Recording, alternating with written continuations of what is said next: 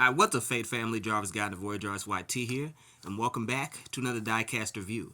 Today, we're going to be taking a look at the Hot Wheels 1972 Stingray Convertible from the 2023 Hot Wheels Roadsters line of cars. Now, I will say, the naming on this is a bit weird. This is obviously a Corvette Stingray, but on the Hot Wheels wiki and on the blister pack that this car came in, the word Corvette was not on there. I'm really not sure what that was about.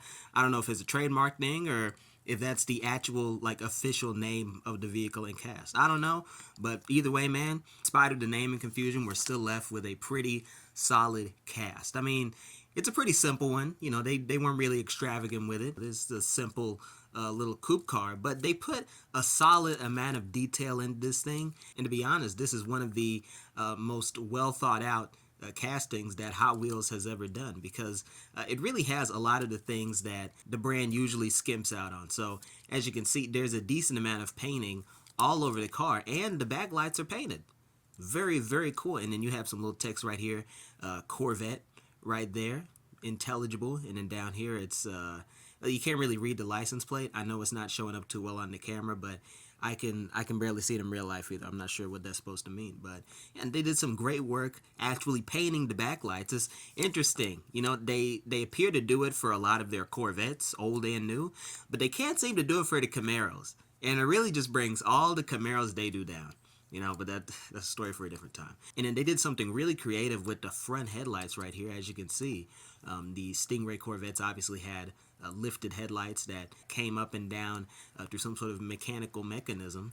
And as you can see right here, they use some sort of black mold that's hidden somewhere in the vehicle to represent the headlights. So I guess they saved money on paint. But the thing about that is the black mold they used here is not the same as the mold they used on the bottom of the vehicle. Really not sure what that was about, but I do appreciate them putting in the extra effort to make the headlights look somewhat accurate to reality. And as you can see, you have all the little greebling on here near the front of the windshield and all over the hood. And just look at the shaping on the top of the hood, actually. Look at the shaping here. It looks so good. Might just be the lighting again, because I have two different lights here on the set, but to me it just looks fantastic. And they did a solid job with the interior. I mean, they didn't really put, you know, the most amount of effort into it, but when do they really? You know, Hot Wheels, they don't really make too many convertible cars, you know, especially because they only really make convertibles if they're licensing them.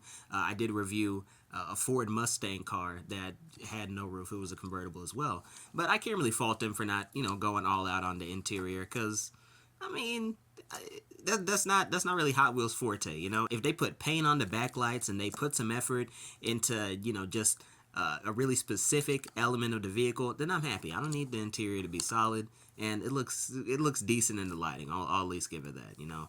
So it would have been nice to get sort of like a matte black sort of finish for the interior, but I'm good with what we got, you know.